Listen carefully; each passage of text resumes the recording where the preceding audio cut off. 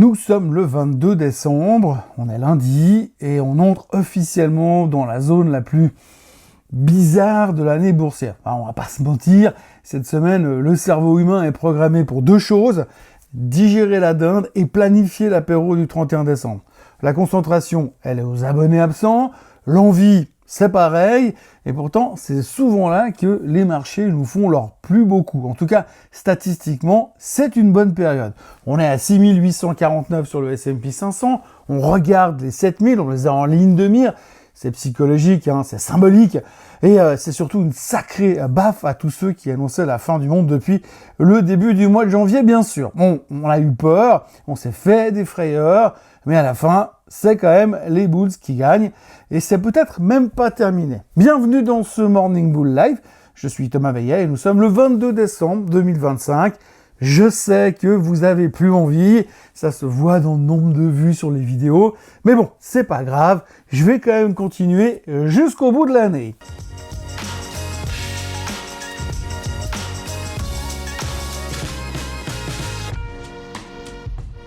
Alors avant toute chose, ce que vous allez entendre et voir dans cette vidéo n'est pas un conseil financier, c'est mon avis, mon analyse et parfois mon humeur du jour. Par contre, si vous voulez comprendre la bourse, là, vous êtes au bon endroit. On parle souvent du Santa Claus Rally. Pour certains, c'est de la poésie boursière, du fantasme, mais pour d'autres, c'est quand même une espèce d'anomalie statistique.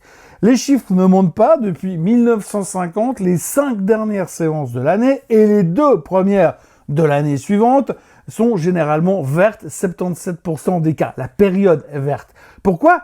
Parce qu'en général, les gérants veulent une espèce de belle vitrine, ce qu'on appelle le window dressing, parce que les shorts n'ont pas envie de se battre non plus contre l'esprit de Noël, et parce que l'optimisme est une drogue dure, surtout cette année. Cette année, le coup d'envoi, c'est mercredi 24. Le rallye de Santa Claus commence le 24. Alors, si le Père Noël ne passe pas à Wall Street, Yale Hirsch, qui avait inventé l'almanach des traders, nous prévenait quand même, si ça ne se passait pas, les ours pourraient carrément débarquer pour Nouvel An. Et pour l'instant, l'ours, il est en pyjama devant Netflix et il ne bouge pas. Et puis, il y a le carburant de cette hausse. On nous a dit la semaine dernière que l'inflation se calmait. Super. Bon, basé sur quoi? Alors, sur les chiffres du Bureau of Labor Statistics, vous savez comme je les adore, les mêmes génies qui nous ont expliqué la semaine dernière que leurs calculs étaient faits au feeling. Non mais, attendez voir, je reviens juste 2 secondes là, mais on en est où là? C'est de la macroéconomie ou c'est une session de voyance, un calcul au feeling? C'est quoi? C'est la marge d'erreur émotionnelle? Ça veut dire quoi? Ça veut dire qu'on peut dire, bon, 3 plus 4, ça fait 7, mais on va dire que ça fait 6 parce qu'on a envie d'être sympa avec la Fed. Et le marché achète quand même. Pourquoi? Il achète quand même parce qu'on attend Kevin. Ou Kevin. On sait toujours pas lequel va remplacer Jérôme Powell en mai prochain, mais on a décidé quand même d'être optimiste, parce que de toute manière, que ce soit Asset ou Arch, peu importe le Kevin, il va baisser les taux. Asset est dovish, ascendant Trump, et Warsh est super dovish, ascendant suçage de roue de Trump. Il y en a donc forcément un des deux qui va baisser les taux massivement et l'autre qui va massivement baisser les taux, mais plus que l'autre. On croit donc assez facilement à la baisse des taux, on croit aux promesses de Trump de rendre l'Amérique great again, et on avance à l'aveugle avec un grand sourire, c'est absolument fascinant. Et pendant qu'on s'excite sur les indices, parce que ça hésite encore un peu, eh bien regardez ce qui se passe dans le coffre-fort. L'or a pété les 4421$, plus 67% depuis le début de l'année, c'est du délire, mais la vraie star, celle qui fait passer le Bitcoin pour un placement défensif, c'est l'argent, à 69 ou 70 balles aujourd'hui. L'argent affiche une hausse de 135% en 2025. 135%. C'est le signe massif que les investisseurs cherchent une protection contre la monnaie de singe. Et c'est le breakout de la décennie. Si vous n'avez pas de métaux précieux dans votre portefeuille cette année, vous avez raté le meilleur train de l'histoire. L'autre bonne nouvelle, c'est que le marché ne se repose plus seulement sur les 7 fantastiques. Nvidia peut piquer du nez. Le marché s'en fout à l'heure actuelle parce qu'il a élargi ses horizons. Si vous regardez les graphiques et les secteurs, les banques sont en train de mener la danse. Il n'y a qu'à regarder le graphique de l'UBS.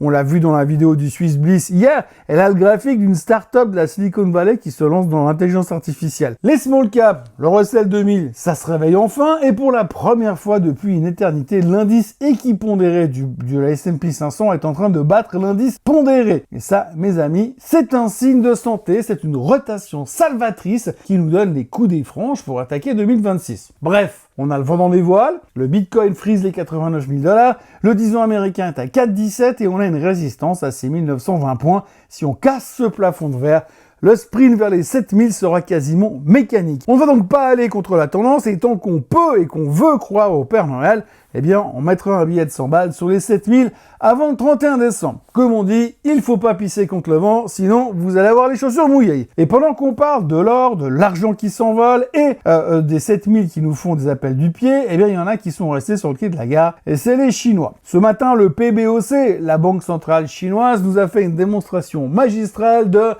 rien du tout. Pour la 7e fois consécutive, ils ont laissé les taux inchangés à 3% pour le court terme et à 3,5% pour l'immobilier. Circuler, il n'y a rien à voir, on aurait cru un meeting de la BCE. Pourtant, quand on regarde sous le capot de la deuxième économie mondiale, c'est pas la joie et c'est même carrément la déprime. La consommation est en PLS, les ventes au détail en novembre étaient à plus 1,3%, on attendait 2,6%. Le consommateur chinois est tellement traumatisé qu'il préfère planquer ses yuan sous son matelas plutôt que d'aller faire du shopping. Et l'immobilier, c'est le Titanic, mais sans l'orchestre. Les prix des maisons neuves continuent de se péter la gueule et dans l'ancien, c'est la braderie, moins 6% sur une année. Les mecs sont en train de vider l'océan avec une petite cuillère. Bref, pour l'instant, les experts nous expliquent poliment qu'il faudrait un petit peu de stimulus.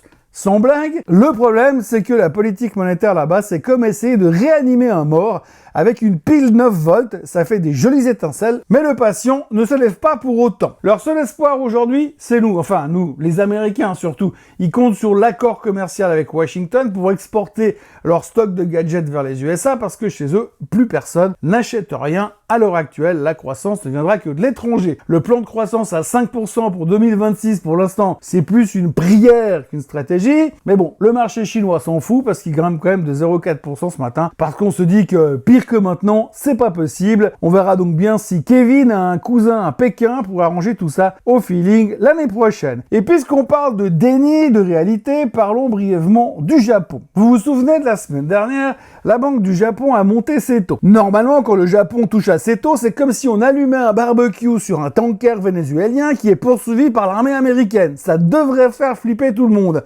Et là, rien. Silence total. Le marché s'en fout royalement. Le Nikkei ce matin prend encore 2%, la tech japonaise est en fête et le rendement du 10 ans japonais est à 2,10%. On a totalement effacé l'effet BOJ en moins de 72 heures. Mais attention quand même à l'aveuglement. Le carry trade fait de la résistance. Tout le monde pensait que la hausse des taux allait rapatrier les capitaux vers Tokyo et faire s'effondrer Wall Street, mais pour l'instant, c'est l'inverse. Les investisseurs se disent que 2%, c'est encore cadeau par rapport aux 4% américains, aux 3,5% américains. Le yen reste faible et ça arrange bien les exportateurs japonais. L'inflation made in Japan, pour la première fois depuis la mort du Walkman, les Japonais découvrent que les prix peuvent monter. Et la BOJ est obligée de bouger, non pas par plaisir, mais parce qu'elle n'a plus le choix. Et finalement, il y a le décalage horaire mental. Le marché est tellement shooté à l'optimisme américain qu'il refuse de voir que le coût de l'argent augmente partout, même au pays du soleil levant. C'est un peu comme si on ignorait une fuite d'eau parce qu'on n'a pas fini de scroller dans le fil TikTok. Bref, le Japon nous fait une Suisse, il monte dans son coin, personne ne sait trop pourquoi. Mais tant que le yen ne s'envole pas, eh bien, on fait comme si de rien n'était. Mais gardez quand même un œil dessus parce que si jamais ça commence à repartir dans le mauvais sens, en janvier, le réveil sera brutal pour ceux qui font leur shopping à crédit au Japon pour acheter du Nvidia à New York. Bref, si on résume la situation ce lundi matin, on a une Chine sous respiration artificielle qui attend un miracle américain, un Japon qui monte ses taux dans l'indifférence générale d'un marché shooté à l'optimisme, un S&P 500 qui a les 7000 points en ligne de mire juste parce qu'un Kevin ou un autre va venir baisser les taux en 2026. Alors, est-ce que c'est irrationnel? Peut-être. Est-ce que c'est dingue? Sûrement, mais c'est le marché de cette fin d'année 2025, un marché qui a décidé que la gravité était une option et que le Père Noël travaillait finalement peut-être bien à la Fed. Alors mon conseil pour les 48 heures à venir, ne cherchez pas la petite bête, ne soyez pas celui qui va essayer de justifier techniquement pourquoi ça ne devrait pas monter. À la fin, le graphique a toujours raison et le graphique pour l'instant, il pointe en haut à droite. Profitez de cette accalmie, surveillez la résistance des 6920 et préparez-vous et préparez surtout vos portefeuilles